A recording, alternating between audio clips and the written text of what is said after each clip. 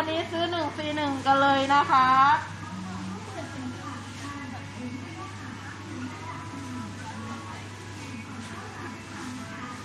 ค่ะหรือว่าลูกค้าท่านใดนะคะสนใจผลไม้ตัดแต่งของเรานะคะวันนี้ก็มีบริการเหมือนกันนะคะวันนี้นะคะเป็นแอปเปิลฟูจินะคะวันนี้แพ็คละ30 บาทกันเลยนะคะหรือว่าจะเป็นทางด้านนะคะนมนะคะ